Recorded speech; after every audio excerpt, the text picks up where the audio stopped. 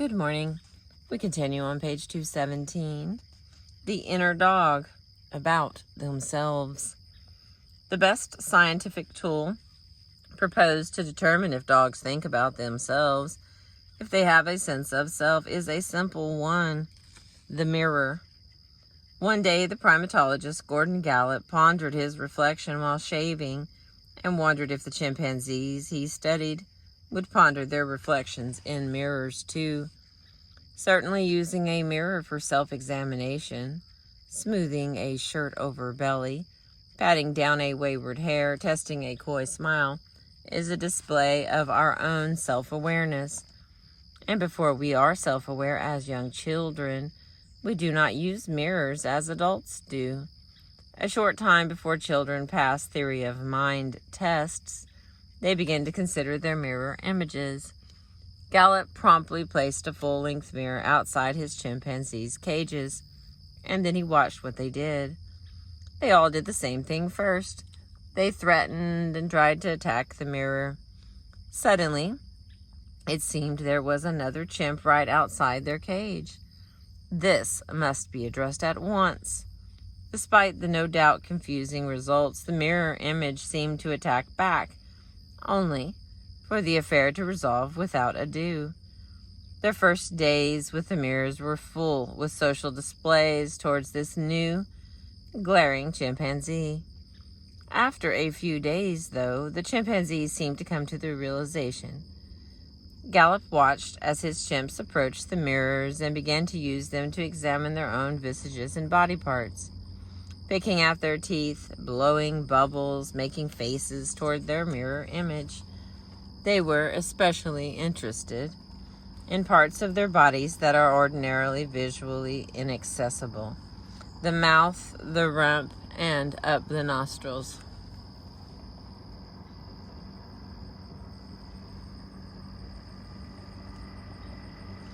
To be sure that they were thinking about the mirror images as themselves, Gallup devised a mark test.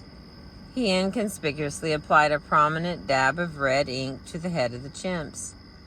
These first subjects in the test needed to be anesthetized to apply the mark. Later, researchers would affix the mark while doing ordinary grooming or medical care of their animals. When the marked chimps again stood in front of the mirrors, they saw a red-tagged chimp, and they touched the spot on their own heads, bringing their hands down to examine the ink with their mouths. They passed the test.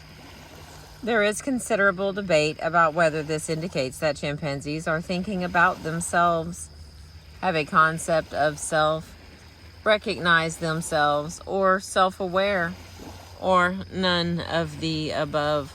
Asterisk. When animals pass the test, skeptics highlight the logical fallacy of the conclusion that self-aware humans use a mirror to examine ourselves does not imply that using a mirror requires self-awareness. When animals fail the test, the debate goes the other way. There is no good evolutionary reason why animals should examine something non-irritating on their heads, even if they recognize themselves. In either event, the mirror test continues to be the best test thus far developed for self-awareness, and one that uses simple equipment to boot. Especially since there is considerable debate about whether this indicates that chimpanzees are thinking about themselves, have a concept of self, recognize themselves, or are self-aware, or none of the above. Especially since it would be disruptive of our ideas about animals to suddenly grant them self-awareness. But the mirror tests have continued alongside the debate, and to this date, dolphins, by moving their bodies to explore the mark, and at least one elephant using her trunk, have passed the test. Monkeys have not. And dogs? Dogs have not been shown to pass the test. They never examine themselves in the mirror. Instead, they behave more like monkeys do. They sometimes look at the mirrors as though it were another animal, and sometimes look at it idly. In some cases, dogs will use mirrors to get information about the world, to see you tiptoeing up behind them, for instance. But they don't seem to see the mirror as an image of themselves. There are few explanations why dogs might behave this way. The dogs might indeed not have any sense of self, thus no sense of who that handsome dog in the mirror might be. But, as the debate over this test indicates, it is not universally accepted as a conclusive test of self-awareness. Thus, neither can it be a conclusive determination of lack of self-awareness. Another possible explanation for the dog's behavior is that the lack of other cues, specifically olfactory cues, coming from the mirror image leads dogs to lose interest in investigating it. Some fantastical odor mirror that wafts the dog's own scent while reflecting the dog's own image would be a better medium for this test. Another issue is that the test is predicated on a specific kind of curiosity about oneself, one that leads humans to examine what is new on our own bodies. Dogs may be less interested in what is visually new than what is tactilely new. They notice strange sensations and pursue them with nibbling mouth or scratching paw. A dog is not curious why the tip of his black tail is white or what the color of his new leash is. The mark needs to be noticeable and also worth noting. Even so, there are other dog behaviors suggestive of their self-knowledge. In most actions, dogs do not grossly misestimate their abilities. They surprise themselves by jumping into water after ducks, only to find that they are natural swimmers. They surprise us by leaping to scale a fence, which they may in fact be able to clear. On the other hand, one regularly hears that dogs don't know a very basic fact about themselves: how big they are. Small dogs strut up to enormous dogs. Their owners proclaim that their dogs think they're big. Some big dog owners who endure lap sitting likewise assert that their dogs think they're small. In both cases, the dog's accompanying behaviors lend more credibility to the notion that they do know their sizes. The small dog is compensating for his small size by trumpeting his other qualities extra loudly. The large dog, raised with a lap to sit on, continues with this close contact just as long as he is tolerated, and then finds a large dog-sized pillow to sit on elsewhere. Both small and large dogs are tacitly acknowledging an understanding of their own size. It might seem unlikely that this means they are thinking about the categories big or small, but look at how they act on objects in the world. Some dogs will attempt to pick up a felled tree, but most dogs with stick-carrying habits will choose similarly sized sticks at every opportunity, as though they have gauged what can be picked up and held in their mouths. From then on, all sticks in the path of a searching dog are quickly assessed. Too big, too thick, not thick enough. Further suggestive evidence that dogs know their size comes from their rough and tumble play. One of the most characteristic features of dog play is that socialized dogs can, by and large, play with almost any other socialized dog. This includes the pug who leaps onto the hocks of the mastiff, reaching his knee. As we've seen, big dogs know how to, and often do, moderate the force of their play to smaller playmates. They can withhold their fiercest bites, jump half-heartedly, bump into their more fragile playmates more gently. They might willingly expose themselves to attack. Excuse me. Some of the largest dogs regularly flop themselves on the ground, revealing their bellies for their smaller playmates to mull for a while. What I call a self-takedown. Older, learned dogs adjust their play styles to puppies. who don't yet know the rules of play. Play between dogs of mismatched statures often does not last long, but it is usually an owner, not a dog, who moves to stop it. Most socialized dogs are considerably better at reading each other's intent and abilities than we are. They settle most misunderstandings before owners even see them. It's not the size or the breed that matters. It's the way they talk to each other.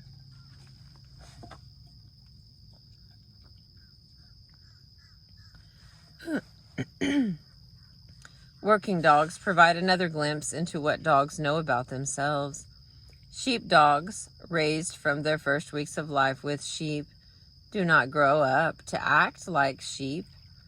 They do not bleat or scream, chew their cud, aggressively headbutt, nor suckle from the ewe, as sheeps do. Their cohabitation leads dogs to interact socially with sheep, using social behavior characteristics of dogs. Those who study sheep dogs observe, for instance, that dogs will growl at sheep. Growling is a dog communication. The dog is treating the sheep more like a dog than like a possible meal. These dogs' only fault is to overgeneralize. Not only are they clear on their own identity in some sense, they also think that everyone else is a dog too. One could call this foible very human. They talk to sheep as though they were dogs, just as we talk to dogs as though they were humans. Between play bouts, stick retrieving, and sheep herding, do dogs sit around thinking, "My, but I'm a fine medium-sized dog, aren't I?" Certainly not. Such continued reflection on size or status or appearance is peculiarly human beings' lot. But dogs do act with knowledge of themselves in contexts where such knowledge is useful. They respect, for the most part, the limits of their physical abilities and will look pleadingly at you when you ask them to leap a too high fence. A dog will hop discreetly around a pile of his own defecation encountered on the ground. He recognizes the smell as his. If the dog is reflecting on himself, one might wonder if he thinks about himself in the past or in the future, if he is quietly writing his autobiography in his head. Dog years, about their past and future. As we round the corner, Pumpernickel stops in her tracks. She moves as if to sniff something a half step back. I slow to indulge her. And she darts back around the corner. There are still 12 blocks, a brief park, a water fountain, and a right turn until we get there. But she knows this walk. She'd be glancing up at me for blocks. And with that final turn, it's confirmed. We're going to the vet.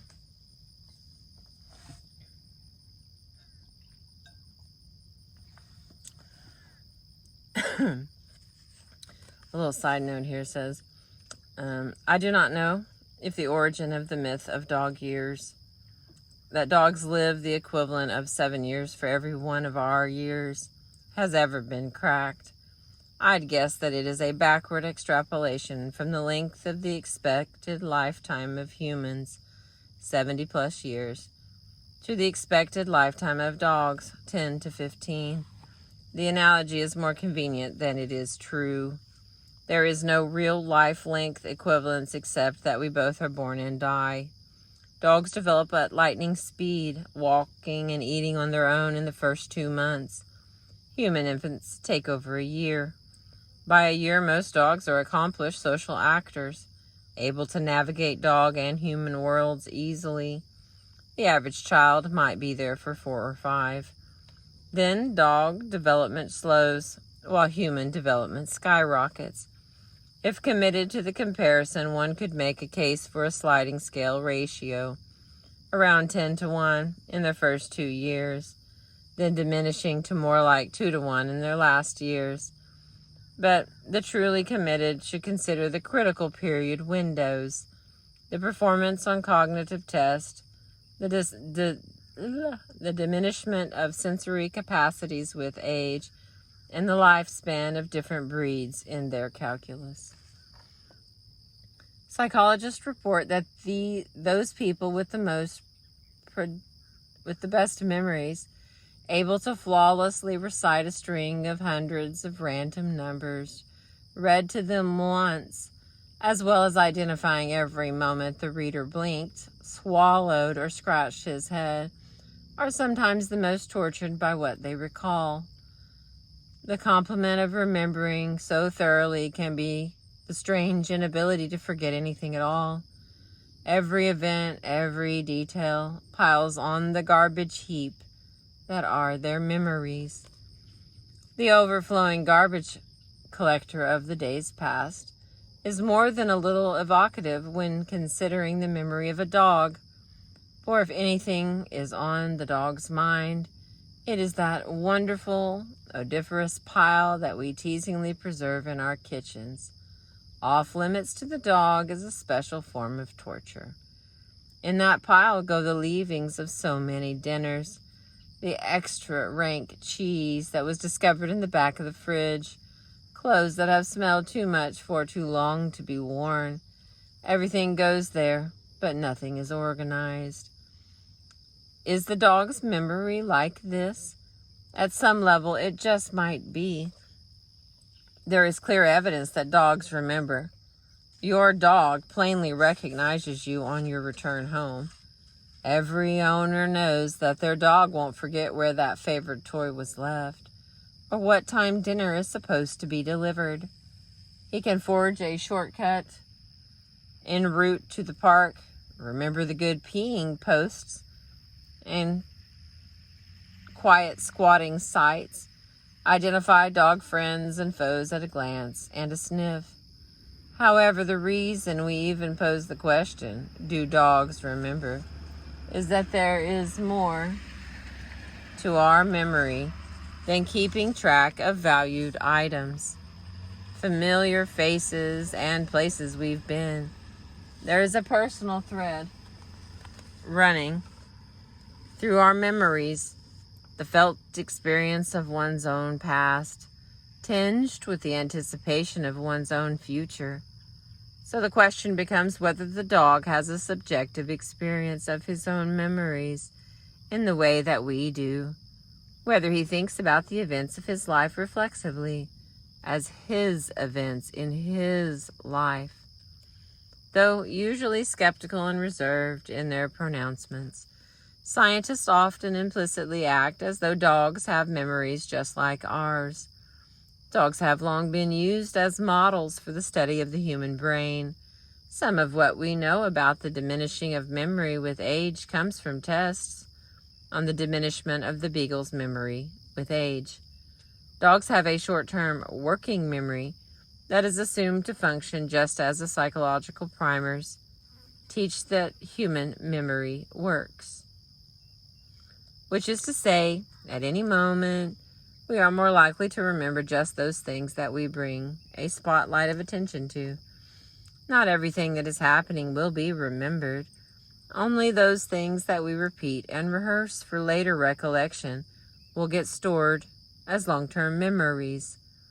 And if a lot is happening at once, we are bound to remember only some of it. The first and last things sticking best. The dog's memory works the same way. There is a limitation to the sameness. Language marks the difference. One reason why, as adults, we don't have many, arguably any, true memories of life before our third birthdays is that we were not skilled language users at the time, able to frame, ponder, and store away our experiences. It might be the case that while we can have physical bodily memories of events, people, even thoughts and moods, what we mean by memories is something facilitated only by the advent of linguistic competence. If that's the case, then dogs, like infants, don't have that kind of memory. But dogs certainly remember a large amount. They remember their owners, their homes, the places they walk. They remember innumerable other dogs. They know about rain and snow after experiencing them once. They remember where to find a good smell and where to find a good stick. They know when we can't see what they are doing. They remember what made us mad last time they chewed it up. They know when they are allowed on the bed and when they are forbidden from it. They only know these things because they have learned them. And learning is just memory of associations or events over time. Thank you for listening. We made it to page 225. I appreciate you.